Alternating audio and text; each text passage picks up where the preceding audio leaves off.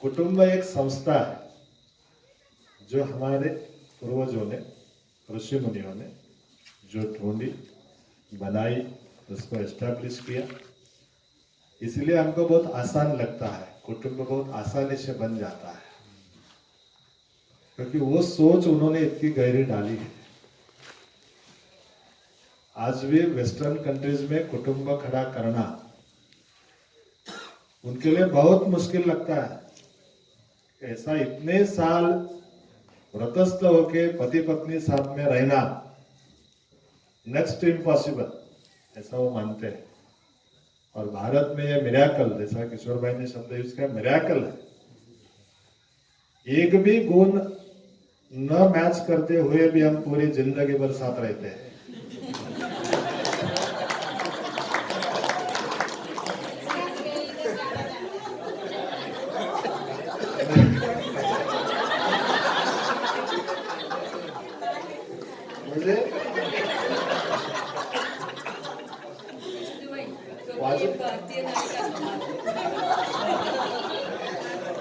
मुझे पॉजिटिव दृष्टि से कहना है।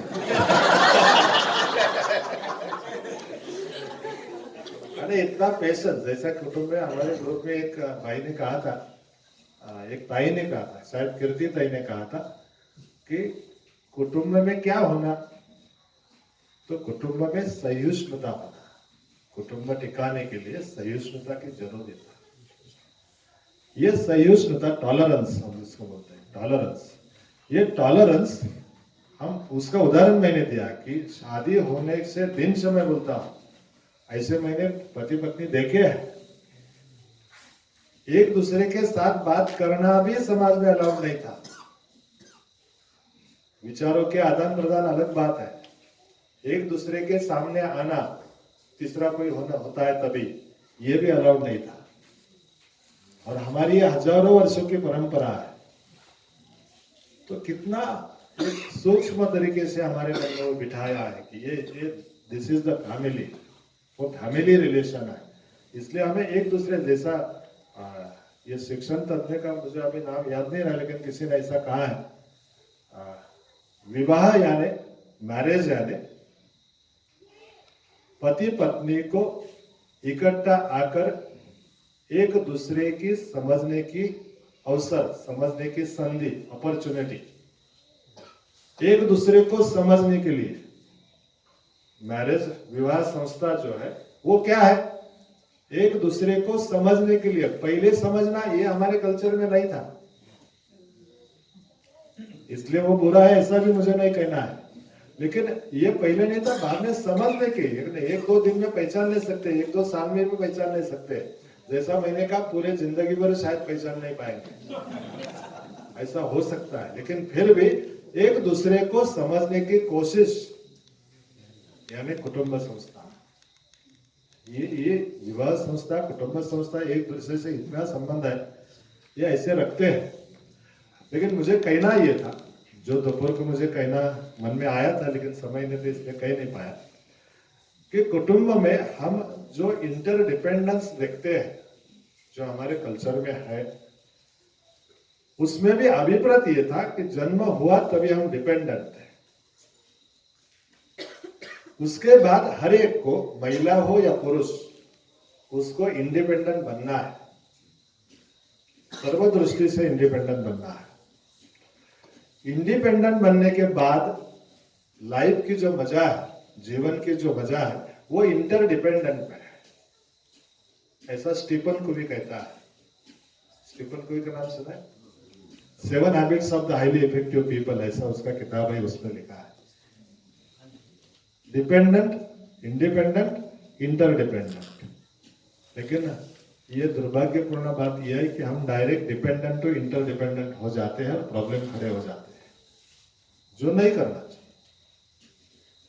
एक दूसरे के सामने, पति पत्नी हो या भाई भाई हो या बहने बहने हो, एक दूसरे के सामने जब इस श्रेष्ठ और कनिष्ठ की बात आती है, तभी हम एक दूसरे को आदर से कैसे देखें, इक्वालिटी से कैसे देखें।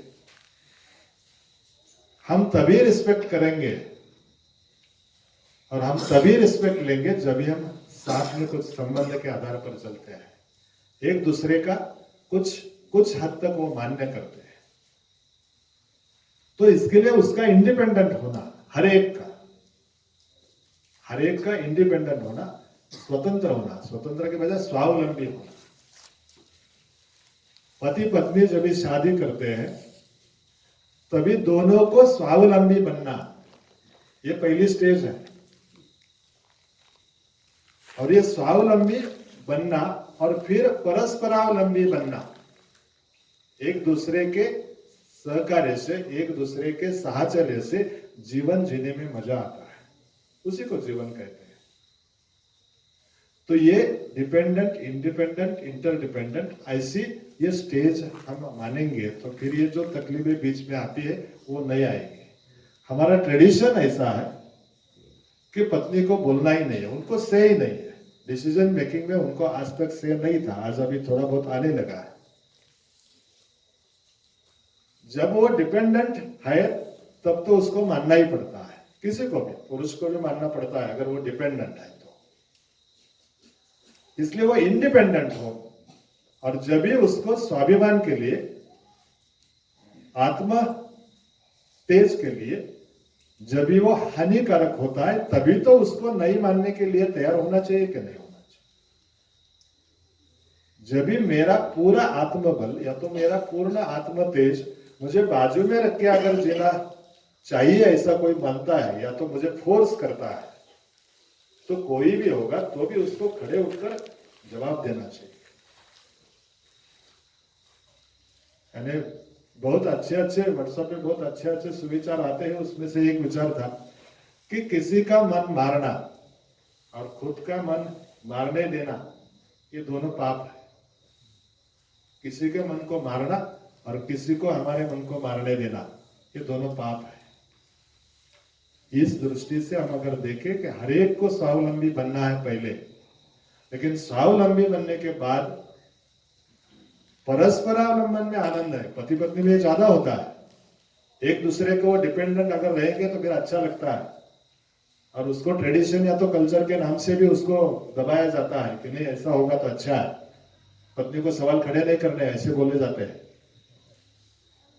लेकिन जो सही सवाल है, सवाल करके या तो झगड़ा करने के लिए नहीं, लेकिन स्वाभिमान के लिए, अस्मिता के लिए अगर हम मानेंगे कि ये मेरा एग्जिस्टेंस है, तो उस एग्जिस्टेंस के लिए हमें वो इंडिपेंडेंटनेस हमने लाना चाहिए, वो स्वावलंबन हमारे में आना चाहिए, तो फिर इंटरडिपेंडेंस में मजा है।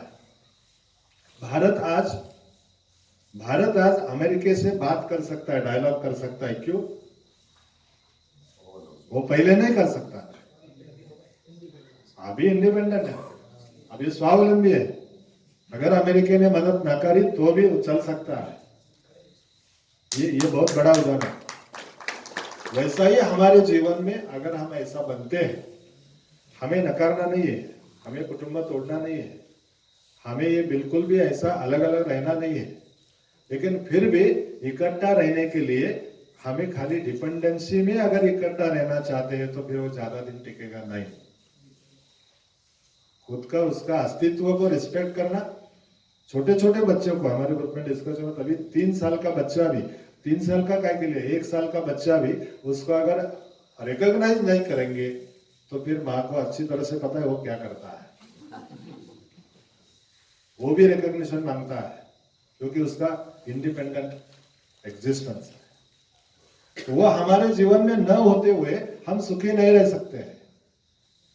तो इसलिए ये 3 स्टेजेस हम ध्यान में रखेंगे और अच्छी तरह से हमें कपल करके रहना है, पति पत्नी करके रहना है। अर्धनारी नटेश्वर ऐसी संकल्पना हमारे कल्चर में है। अर्धनारी नटेश्वर 50% दिया है, लेकिन हम मानने के लिए तैयार नहीं पुरुष लोग। सवाल करेंगे लेकिन जवाब मिलेगा। हाँ करो तो सही, बोला ना, करो नहीं उनको पूछो, नहीं उनको पति पत्नी के लिए आपने जो बोला कि सवाल खड़े करने चाहिए, मतलब अस्मिता अपनी खड़ी करनी तो बोलना, कुछ कहना चाहिए। हाँ तो अभी चांस से आप करो ना, वो जवाब नहीं देंगे उसको। अभी बोलो बोलो आप कैसे जवाब नहीं देते देखते कहाँ गए उमेश भाई?